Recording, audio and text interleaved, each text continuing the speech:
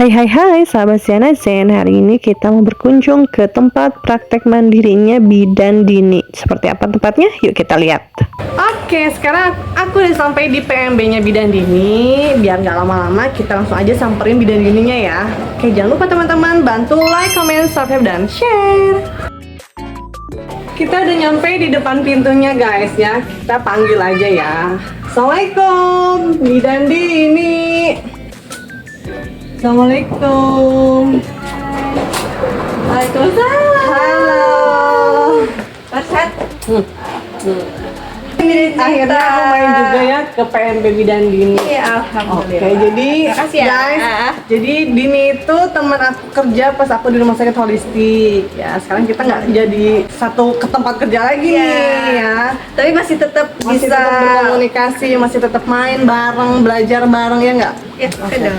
Sekarang jadi banyak teman-teman yang pengen tahu nih, yang baru-baru lulus, gimana sih caranya pengen buka praktek mandiri gitu, susah senangnya apa, tahap-tahapnya seperti apa, syaratnya apa aja. Nah, barangkali sekarang nih Bidan Dini bisa bantu kita ambil ilmunya dari Bidan Dini, oke? Oke.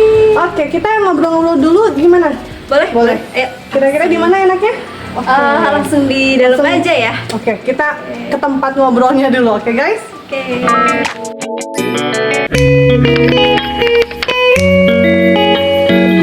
Oke teman-teman, nah sekarang kita sudah bareng nih sama Bidan Dini, kita ambil ilmunya. Buat teman-teman yang pengen tanya sesuatu perihal bidan, perihal PMB, perihal apapun itulah ya pokoknya boleh chat di kolom komentar. Oke, Bidan Dini. Oke. Nah, jadi sekarang itu banyak yang pengen tahu nih, ya Bidan Dini tuh kenapa pengen jadi bidan?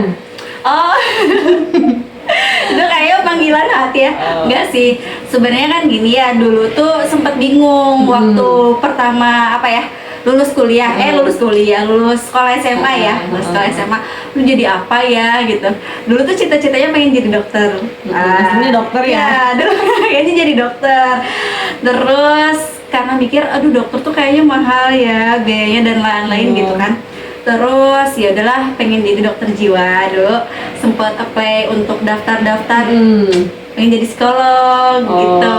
Iya. Sampai akhirnya Allah tidak mengizinkan sih gitu kan, gak diterima dan gak dilanjutkan lagi untuk mencoba gitu. Tapi akhirnya orang tua menyarankan untuk masuk ke kebidanan. Jadilah akhirnya terjunlah ke Akhirnya kebidanan. jadilah Bidan Dini. Iya. Ya, intinya memang dari awal sudah ada interest ke kesehatan atau mungkin ke psikologis gitu ya, intinya yang iya. berbau-bau hati gitu ya. Jadi karena bekerja dengan hati ya, insya Allah yang berkah dan happy yang pasti ya. Nah, Alhamdulillah. Bidan ini PMB-nya itu sudah berapa lama nih? Jadi PMB-nya itu sebenarnya resmi dibukanya baru ya di bulan November, awal November. Oh, iya. Tapi aku merintis dari lulus kuliah. Wih. Ya, 2020 ya. Lulus kuliah udah dirintis ya. Kalau aku sih lulus kuliah nggak kepikiran. Lulus kuliah mikirnya apa ya? Nggak ada. Oke, jadi gimana rintisan dari setelah lulus kuliah tuh gimana? Coba ceritain pengalaman. Boleh.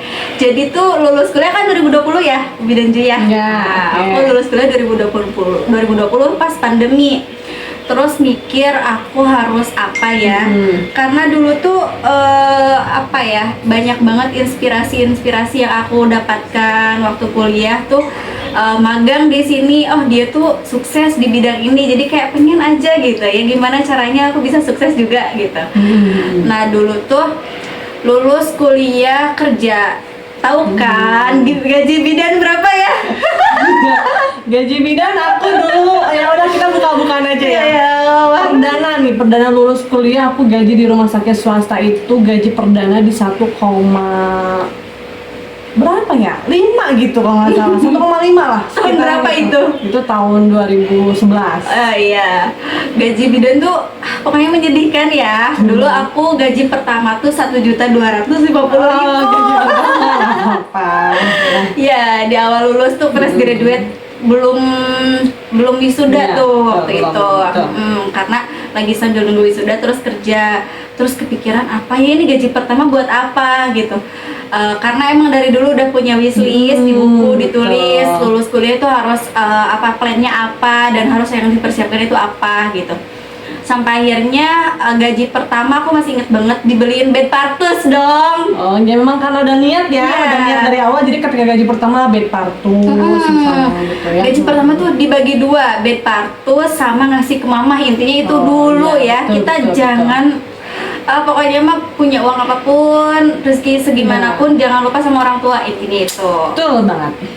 Gaji pertama tuh dibagi dua, bed partus sama ngasih ke mama dulu gitu kan. Terus sampai akhirnya gaji tuh selalu dibagi dua antara kebutuhan dan keinginan. Betul banget. Harus ditabung dengan gaji nominal yang segitu, kebutuhan pribadi, terus yang ngasih-ngasih ke orang tua, terus sedikit-sedikit aku beliin alat apa yang bisa aku beliin gitu kan. Beli tensi, beli stetoskop, Iya, beli apa ya, ya pokoknya alat-alat yang dibutuhkan aja gitu. Jadi intinya ketika kita udah pengen buka PMB, yang pertama adalah nabung buat beli alat-alatnya dulu. Itu betul ya benar ini ya. Betul sekali, itu Betul. harus dipersiapkan. Iya, ya tapi kalau yang punya duitnya gede sih boleh ya langsung aja ya. Kalau perintis sih biasanya nabung dulu. Nabung dulu. Biasanya kan kita kalau misalnya beli ya sekaligus sekian puluh juta Iya, atau sekian benar, ratus juta gitu. Itu kan berat ya, tapi kalau misalnya kita cicil satu-satu Lebih nggak kerasa sih. perjuangan. Oke, setelah itu apa nih bidang ini? Setelah kita ya sedikit-sedikit nambah alat, mungkin ya. Selanjutnya setelah nambah alat itu aku cari uang lagi sih buat pasti ya. tempatnya di mana gitu, itu kan. Betul. Tempatnya kita harus apa ya, setelah alat, tempat juga itu harus dipersiapkan, harus di planning gitu. Tempatnya mau di betul mana, banget. mau seperti apa gitu. Iya. Dan kebetulan aku ada tempat di dekat rumah di sini, itu aku renovasi. Tempatnya sih dekat rumah, jadi bisa apa ya, pada saat pulang tuh istirahat di rumah, kalau ada pasien ke tempat praktek gitu. Oh gitu. Jadi yang poin kedua adalah setelah alat beres, yang mungkin tempat.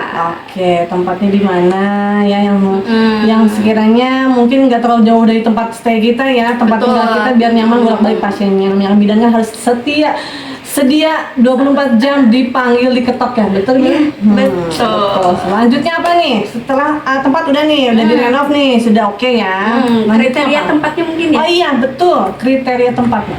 Oke, kriteria tempatnya tuh sebenarnya fleksibel sih. Yang penting kita sesuai dengan standar permintaan dari IBI ya, Betul. dari organisasi. Itu aku awalnya bikin denah dulu sih, ada denahnya ya. Denah yang diminta itu karena ada apa namanya tuh persyaratan khusus ya. Nah, persyaratannya itu memang yang pertama itu harus ada beberapa ruangan. Yang pertama ruang pendaftaran, ruang tunggu, ruang periksa, ruang tindakan. Tindakan itu ruang partus ya di situ, Betul. atau enggak VK kita Ruang bilangnya. bersalinnya gitu maksudnya ya. Ruang bersalin, terus sama ruang nifas, terus ada juga ruang sterilisasi. Sterilisasi alat iya, itu betul. harus ada sih, betul. Dan kamar mandi jangan lupa. Jadi berapa ruangan bidang ini? Ini 7. 7 ruangan guys. Ya nggak apa-apa, nggak usah gede-gede, disekat-sekat aja, bener nggak sih? Betul. Yang penting mencapai 7 ruangan. Oke, selanjutnya apa bidang ini? Selanjutnya Apa yang kira-kira? Udah misalnya oke nih ruangan ya. Apa? Langkah-langkah mungkin ya. Langkah-langkah betul. Langkah pertamanya niat. Jangan lupa niat. Karena di situ tuh banyak banget halangan itu dari diri sendiri sih sebenarnya, karena ada merasa lelah, terus menyerah gitu kan, terus males gitu sih. Karena apa ya, sesuatu yang besar itu tidak mudah untuk dicapainya dengan biasa-biasa aja gitu. Pasti ada rintangan, tapi kalau niatnya besar juga itu semua bisa diterjang. Itu semua bisa kita lewatin gitu. ya kita ingat aja perjuangan kita sebelum berdirinya kayak apa ya, jadi biar kita semangat lagi gitu ya. Jadi buat teman-teman yang baru lulus nih, boleh tuh ya diikuti langkah-langkahnya. Setelah itu gimana Bidan Dini? Oke, setelah itu aku pertama tuh kan bingung ya, aduh harus apa ini, harus gimana gitu. Tanya-tanya konsul ke senior pun nggak cukup ya, karena kan mereka juga punya batasan-batasan tertentu untuk ngasih semuanya gitu. Betul. Jadi yang lebih enaknya kita cari sendiri aja, pengalaman sendiri, terus jadi tahu kan trial errornya di mana. Jadi kita bisa memperbaikinya. Kita tuh konsul dulu ke ke IBI ya, ke IBI, ke organisasi. Kita punya organisasi dong yang bisa merangkul kita. Ya. Ikatan Bidan Indonesia. Betul, yang bisa ngasih solusi, ngasih paham pokoknya. Pada saat kita bingung tuh harus ngapain, kita tanya aja langsung. Datang ke sekretnya, datang ke sekretariatnya di cabang masing-masing, intinya gitu ya. Setelah konsul nih, hasil konsul nih ya. Hasil konsul tuh aku dapet pencerahan dong. Pencerahannya itu langkah pertama yang harus kita siapkan itu adalah kita dikasih modul. Di situ ada langkah-langkah yang harus kita siapkan, dari mulai dokumentasi, peralatan, sampai dengan bangunan, sampai dengan MOU, SOP, yang kayak gitu-gitu di situ udah ada. Modulnya lengkap ya, buat panduan kita mau buka PMB nih. Betul. Setelah konsul selesai nih, Bidan Dini langkahnya ngapain lagi nih? Persiapkan dokumen. Oh, dokumen, iya benar itu ya. Dokumen. Karena sebenarnya untuk bangunan dan untuk peralatan udah dipersiapkan terlebih dahulu. Ya, betul. Jadi kayak siap ya, udah ready nih. Tinggal mencocokkan aja nih apa yang belum gitu, apa yang tidak sesuai gitu, aku sesuaikan. Betul. Terus dokumen-dokumen ini yang wajib kita ada ya, wajib kita siapkan. Apa aja Bidan Dini? Yang pertama itu ada yang pastinya STR wajib ada, terus SIP. Nah, kita siapin dulu nih perlengkapan dokumen untuk SIP dulu, SIP. Terus ijazah dong. Ijazahnya. Terus KTP, surat sehat. Foto mungkin ya, foto pasti 3x4 atau 4x6 ya. Gitu. Terus izin dari puskesmas. Oh, ada itu. Ada izin dari puskesmas. Rekomendasi dari bidan desa. Oh, ada juga ya rekomendasi dari bidan desa. Kira usah. Nah, itu tuh untuk pembinaan posyandu. Oh, jadi biar diikut sertakan dalam kegiatan posyandu gitu. Jadi kita itu satu PMB biasanya diikut sertakan untuk membina satu posyandu. Itu persyaratannya dan itu harus. Sebenarnya sih tidak harus ikut. Tidak harus ikut. Tapi kita ada iuran. Nah, iuran itu yang harus kita itu sebagai kewajiban kita gitu. Tapi kalau misalnya untuk datangnya pada saat kita bisa aja mungkin ya. Iya. Kalau nggak bisa nggak apa-apa mungkin ya. Nggak apa-apa. Oke, setelah konsul, siapkan dokumen, rekom-rekom dan sebagainya, ngapain lagi kira-kira? Nah, ini langkah untuk penentuannya. Nah, kita kan buka praktek itu harus ada SIPB ya. SIP. SIP itu kita ajukan sendiri ternyata kalau sekarang ya. Ajukan sendiri? Iya, ajukan sendiri. Kita punya akun sendiri. Kita ajukan sendiri itu lebih mudah dan lebih efektif. Singkat waktunya. Kita jadi nggak usah lewat sini dulu gitu. Karena akun sendiri itu. Jadi kita tinggal menguploadkan saja dokumen-dokumen yang dipinta gitu. Oh, oke. Ya, susah gampang ya. Iya, gitu. Ya, kalau saya ribetan mah. Jadi kalau saya semangatnya tinggi, ayo lanjutkan ya. Setelah itu apa ini? Kira-kira bayangannya setelah beres nih Bidan Dini. Setelah itu aku pengen apa nih, punya target-target nggak gitu?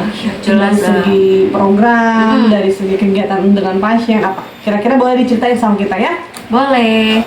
Jadi gini ya, programnya itu sebenarnya aku tidak terlalu fokus untuk pelayanan yang wow gitu kan. Tapi di era sekarang pun kita harus muter balik ya. pelayanan unggulan apa yang harus kita dobrak gitu. Karena kalau pelayanan-pelayanan yang biasa saja bidan udah banyak sekali ya. Terus masyarakat pun udah melek gitu kan. Pelayanan kesehatan udah banyak, jadi mereka bisa bebas dengan memilih gitu kan.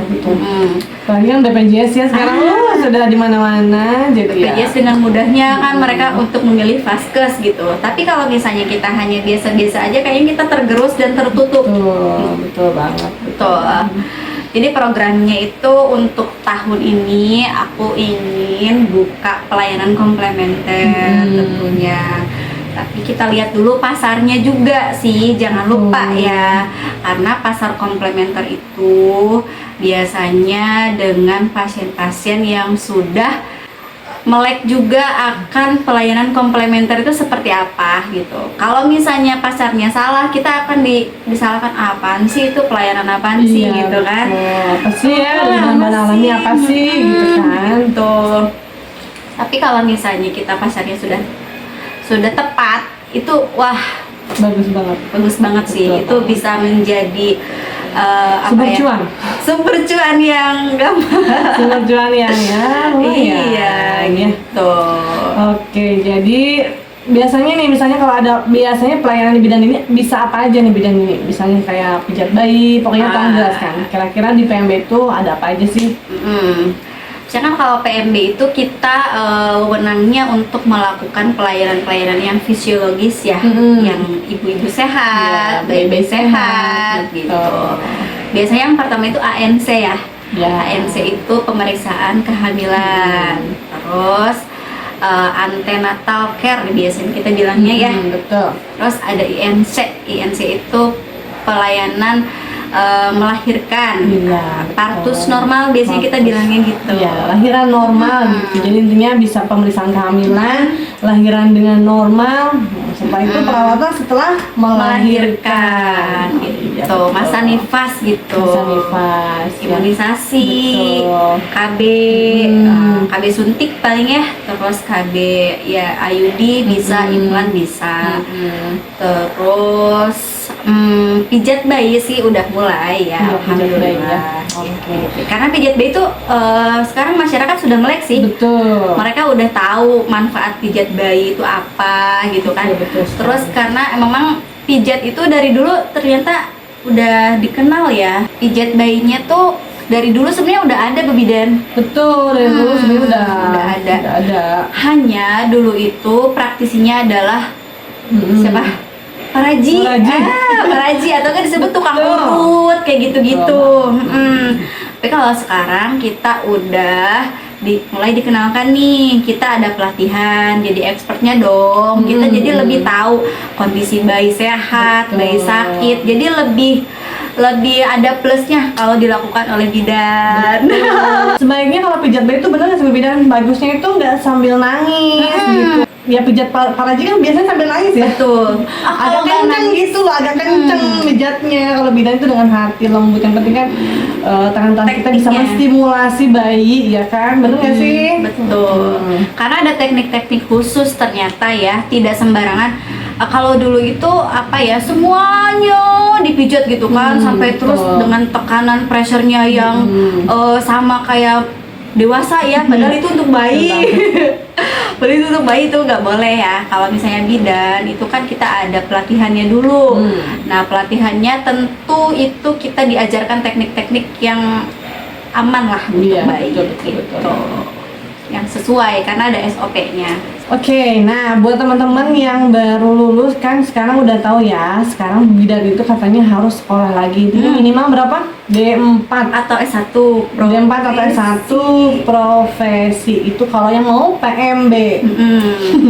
Ya, jadi buat teman-teman yang baru mau menginjak kebidanan mendingan langsung aja ambilnya D4 atau S1 dan lanjut ke profesi. Jadi biar beres semua ya. Bener nggak sih? Nggak kayak zaman kita ya.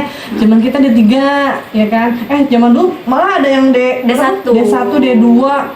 Nah iya sih, namanya zaman ya, bidannya makin berkembang, kita harus upgrade ilmu lagi, upgrade skill lagi. Nah, berarti sekarang buat teman-teman jangan kuliah D3, lanjut aja bukan lanjut, Cynthia pilih aja ke D4 atau S1 dan lanjut profesinya.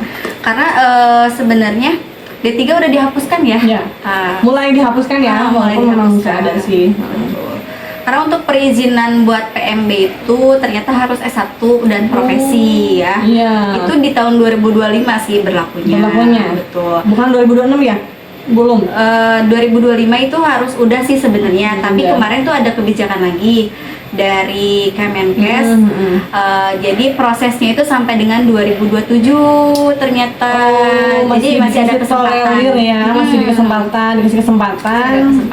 Sampai 2027. Makanya sekarang bidan tuh lagi berbondong-bondong kuliah lagi, guys.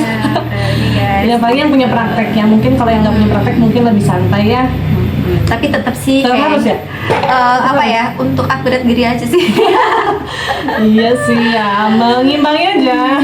Iya, Oke, jadi buat teman-teman nih yang pengen tahu gimana cara mengembangkan PMB, syarat-syarat, langkah-langkah, pokoknya lengkap, nanti bisa hubungi Bidan Dini. Di mana IG-nya Bidan Dini? Ada IG-nya tuh udah 2 ya. Ada Instagram pribadi aku di @dini_mulyani00 sama dengan akun bidan. Buat teman-teman yang pengen ceritain misalnya ber-KB, pengen beli saham sama Bidan Dini, di mana PMB-nya Bidan Dini?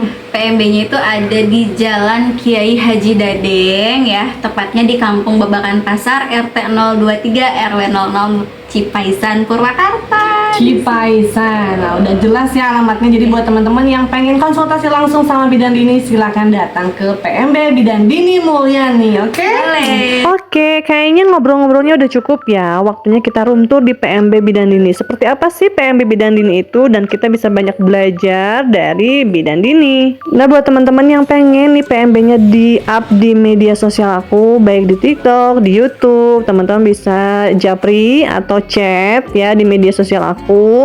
Linknya ada di deskripsi box. Oke? Yuk kita keliling di PMB Bidan Dini.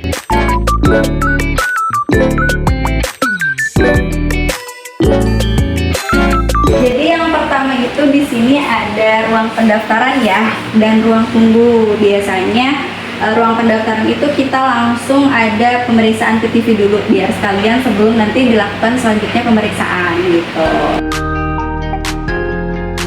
Jadi setelah dilakukan tadi pemeriksaan dan pendaftaran untuk PTV dulu, itu ada pemeriksaan timbangan dan tinggi badan.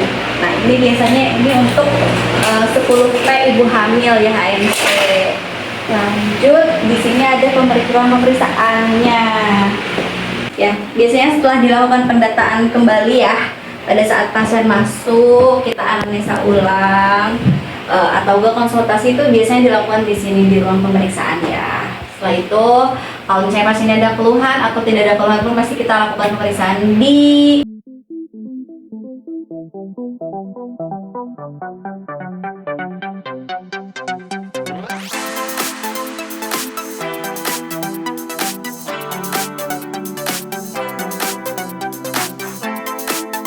ruangan bersalin. Di sini ada bed partus ya. Kita simpannya tuh secara ergonomis. Kenapa? Si wastafel-nya ada di sebelah kiri pasien. Karena kita pada saat nolong lahiran itu ya di sini ya. Kalau misalnya buang sampah, langsung cuci tangan gitu kan. Terus asistennya di sebelah kanan, dia itu bertugas sebagai nanti perawatan bayi baru lahirnya, jadi langsung ke bed resusitasi bayi gitu. Oke, di sini ada alat-alat. Yang pertama ini lampu sorot, wajib banget ada pada saat partus nanti. Di sini ada obat-obatan yang kita sediakan. Obat-obatannya itu ada oksitosin, metergin, obat-obatan anti perdarahan. Ini di sini aku biasanya dibuatkan per pak gitu ya. Ada Neratus set, terus PEB set, HPP set, terus Atonia set, Ratus set. Nah pokoknya ini dibuatkan ergonomis, jadi apabila amit-amit ya terjadi hal-hal yang tidak diinginkan pada saat tindakan itu, kita langsung ambil saja. Di sini sudah komplit, dalamannya sudah banyak gitu, sudah terisikan semuanya. Jangan lupa ini harus selalu di SO, stock of name-nya gitu. Di sini juga ada SOP yang harus kita lakukan, takutnya lupa kita tempel di dinding gitu. Oke, selanjutnya tidak lupa di sini ada ruangan sterilisasi alat. Sterilisasi alatnya sih aku pasti pakai yang manual karena memang dari Pandoni itu harus masih pakai yang manual ya. Nah ini disebutnya dikukus ya. Dikukus semua alatnya. Ini alat bisa di sini. Terus di sini tuh ada bisa kasa atau suction yang berbentuk karet dan lain-lain, tidak mudah terkukus gitu, pakai ini biasanya gitu. Terus cuci alatnya di sini jangan lupa ya. Kita harus punya satu hak yang emang itu tuh terpisah dari ruangan-ruangan lain. Ini harus benar-benar ada dan terpisah pokoknya. Biasanya kita sebenarnya di luar sih, di belakang gitu.